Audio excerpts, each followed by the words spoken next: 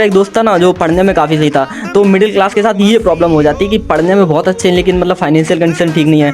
तो उसने अपने स्कूल में 10th में पूरा टॉप किया था, तो फिर उसने 12th के लिए जो डिस्ट्रिक्ट में होता है बड़ा कॉलेज गवर्नमेंट ही था तो उसमें लिया।